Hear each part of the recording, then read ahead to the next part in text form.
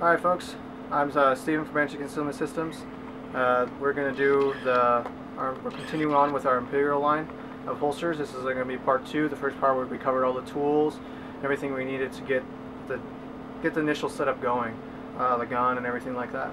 This one we're going to do the Kydex, heat it up, press it, cut it. We're going to try to finish it in this video, alright? Well, let's get started.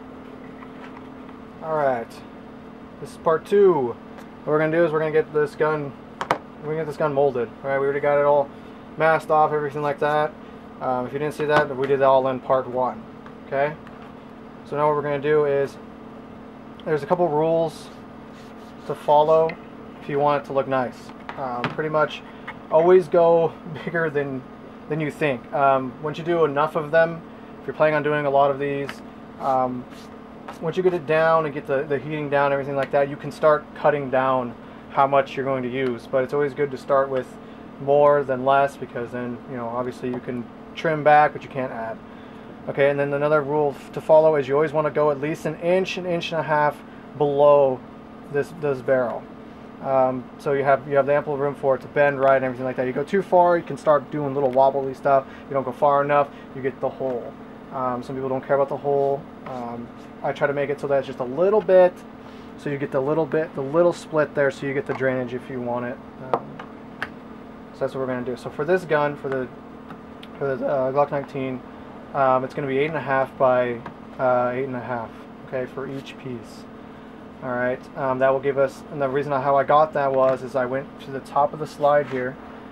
You go to the top, the back of the slide here. Okay, and then obviously the 1.5 inches from there gives us the 8.5. That's why this little grid here is very, very nice for laying out stuff. Same with one of these. And then the spacing, pretty much the 1.5 inch leeway right here, and you're going to want like about another 1.5 inches on the other side. So then it comes out to about 8 inches. So I'm just going to go a little bit more. Even if you do heat up the Kydex right, and you do it slowly and everything like that, you can still get some shrinking, so it's just better just to go a little bit bigger even after you've done a ton. But you might want to even go bigger if you're not comfortable with the heating, because if you don't heat it right, it will shrink a good, at least, you know, I've had it shrink sometimes like an inch and a half. So what we're going to do here is we're just going to start cutting it out. So basically I just did 8.5.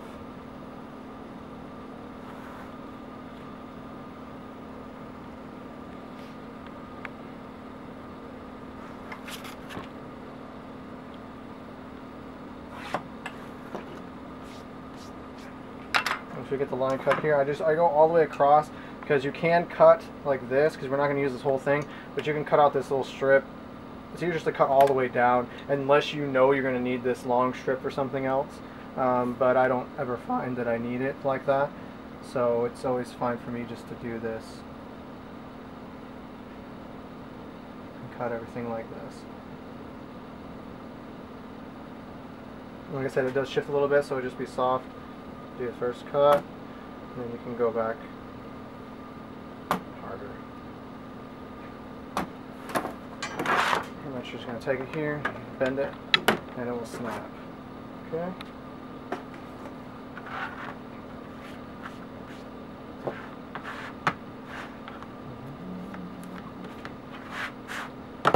So we have that there like that. So we need another this way.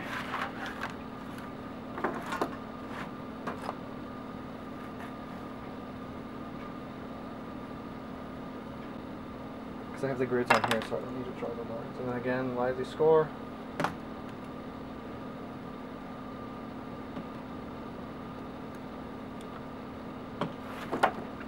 And snap it off. Alright, that's one piece. Alright. And then when we come back, we'll have the 2 pieces. Okay, now we have our 2 pieces here. Like again, these are both 8 by 8 or 8.5 by 8.5. Alright, so what we're going to do, I'm going to do a left-handed gun here. Then I'm going to do the sweat shield or the shield all the way the high, so all the way to the top. So what you're going to do, that's how you get the left-handed one. You always want there's the shiny part, and then there's the nice textured part. I guess you could do the shiny part, but a lot of people don't do the shiny part. They just do the regular texture part. The shiny stuff's on the inside. So what we're going to do is, the gun's on the left side of the body. Here's the body, here's the left side of the body, so the shield needs to go on this side because the low cut's going to be on this side. So you can just put it up there like that, then turn it down, and then you're good. Okay, then so you line up the back here, but so we already cut it to the 8.5, so it's already a good 1.5 inches lower here. And then kind of just line it up here in the middle, like that, and then outline it. If you outline it, it just makes it easier for when you need to place it. It doesn't have to be exact, it's just so that you know you can kind of get where you need to put it in when you're going really, really fast.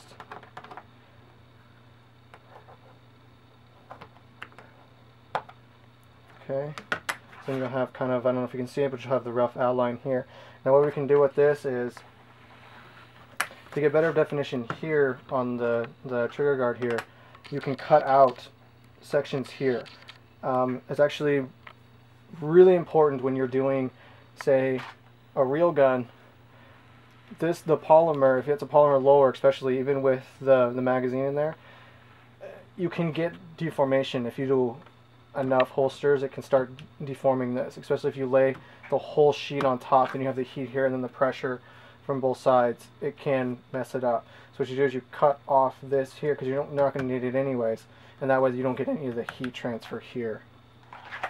Okay, so what we're going to do is we're going to cut it off right about here, just so we get the mag release right there. Okay, and this is a right-handed mag release, so don't worry about it. I'll show you a trick to get the left one. What we're going to do is we're going to just come up right here to the bottom of here. So as you can see, I did the notch there, so we're pretty much just going to cut this out here, and then so the gun's laying in there like that, so we will cut here, and then we're just going to cut straight down. And then so you have the cut here, and then we're just going to make the cut. We're just going to do a freehand here, score once, and then you can press.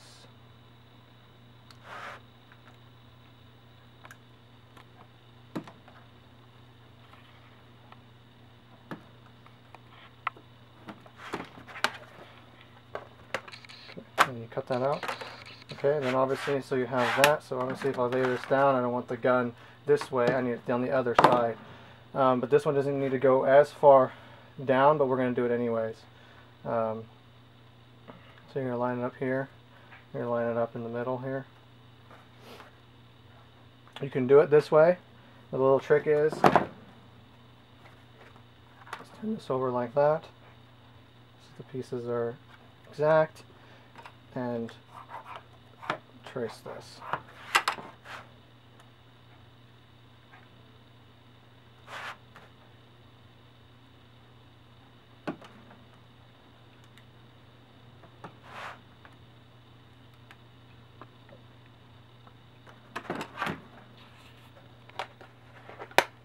Okay.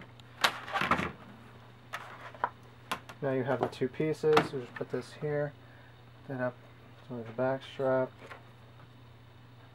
Back to the back of the slide, just so we can get a rough estimate for that. Just rough. Okay, because we're going to use this to help us with this. So what we're going to do now here, now that we have this in, we're going to get this set up. Okay, what we're going to do now, we're just going to take one of our pieces here, just going to put it in the tray, close it, and turn on just so it turns on. So it goes on, just so you get the light on. What you're going to do is you're going to wait, and you're going to slowly heat up the Kydex. You can do it faster, or you can just preheat it to the 350, but you're going to have to make your pieces bigger because they will shrink if you do it like that. Take the time, this where you get out your heat gun, the thermometer, and your gloves. This takes take anywhere from like 5 to 10 minutes to heat everything up. Basically all you want to do is you just want to get everything ready while you're waiting. with this, so you got to kind of test it with each toaster oven, but you basically turn it on until you hear it like shut off, and then you can hear it again. I don't know if people hear this, but you turn it on again until you hear it engage again. You'll hear it turn back on, and you just keep slowly turning it up, and you can take your temperature and you check it. So as you can see, we're at 140. You can turn it around. Some people like to take out the Kydex, flip it around. I don't do that. It doesn't. I don't find that it heats it unevenly that much to where I have to turn it around. If you're feeling like you can, it's not going to hurt anything. Basically, what we're doing is I was just checking it. We're at about 245, 250 in here. The peak temperature, the temperature you don't want to go over, but you want to get to, is 350. You can go to 340 and it's still really, really good.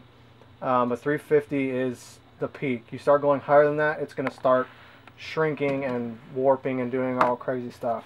But it's the best temperature to work at for the best definition. What you can do is you can throw your foam up here, and it'll heat up the foam. The best thing to do is to heat the foam with the heat gun and the mold. Just a little bit. Just get it warm, so when you put it in here, the heat doesn't just suck out. The heat will stay in the Kydex and allow it to form and get the definition you want. See, so we're at 316, around there. See, it's starting to get really, really floppy. So we're gonna turn up a little bit, so it engages, and we're almost done. So what we're gonna do here, take the heat gun if I have it over here. Take it. We're gonna start heating up. We're gonna start heating up the foam here. Like I said, you can take the temperature. We're gonna lay it this way. So this is the side that's gonna be hitting the foam. So we want to heat this side up. Okay, I might not be doing much talking once I get it out, because we got to work fast. Speed's everything. Okay, see, we're good right now. We just have a little bit, and we'll do it.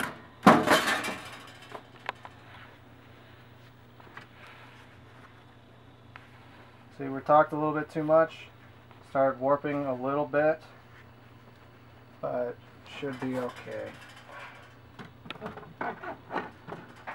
Kydex is pretty forgiving in that aspect.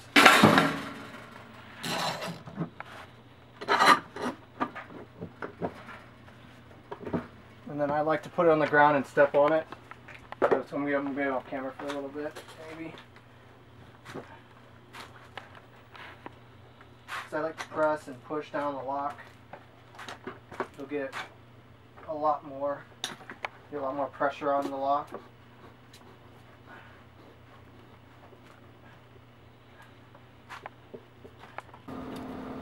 Welcome back. I've taken the liberty of pressing one piece, putting the other one in the same way we did the other one.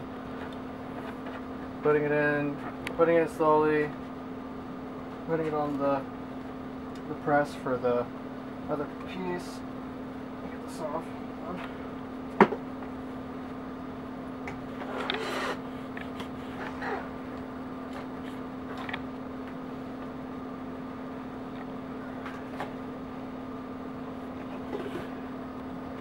Alright, what you get out of the press is, so if you get it too hot, it will start warping edges, but the thing is we made it larger so that we're not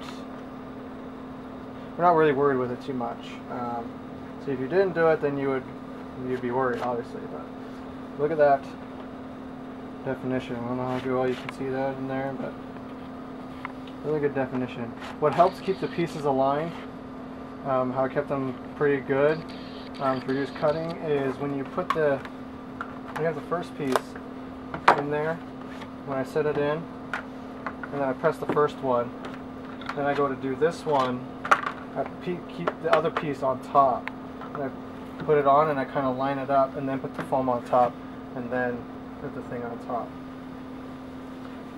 Alright, now that's the easy part, but the longest part, pretty much, and some of the most crucial stuff. But if you just take your time, you'll be rewarded with really nice definition, really good retention. Okay, now what we're going to do now is we got to cut it. So what we can do is we can take thing here. And what I was saying, so this is left side. We want the left side gun, so we want this side to be high and this side to be low. So what we can do is you can kind of carve out your own. You can see where it is here. You can kind of carve out your own pattern here. I'm just going to come up here. This. The simpler you keep it, the simpler you keep the curves, the easier it is, I've found, to sand and get a good polish when it's done.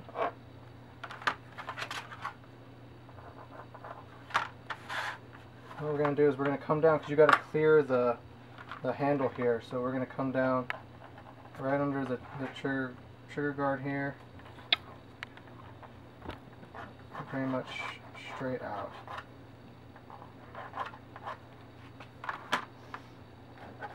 This is where you can use the grid here.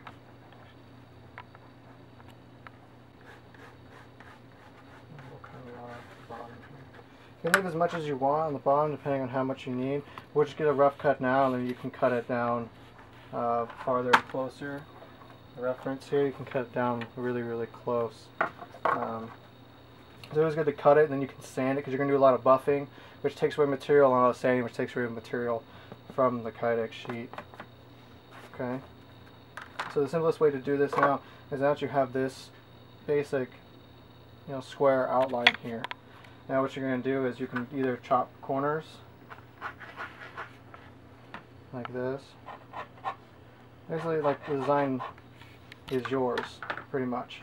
What you want to do, like with the rivets, I have a mold for belt loops, which I'll maybe make a different video on that. But it's pretty much you bend Kydex over, you bend it down, and then you drill some holes.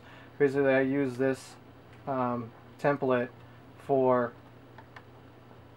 my rivets.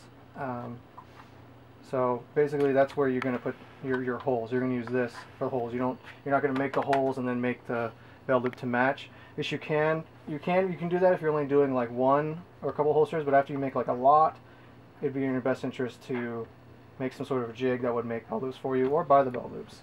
Or you can buy something like clips that makes it really easy. The clips like this that go on the outside that I'm wearing right now. So what we're going to do is we're going to head over there to the Dremel, and we'll cut this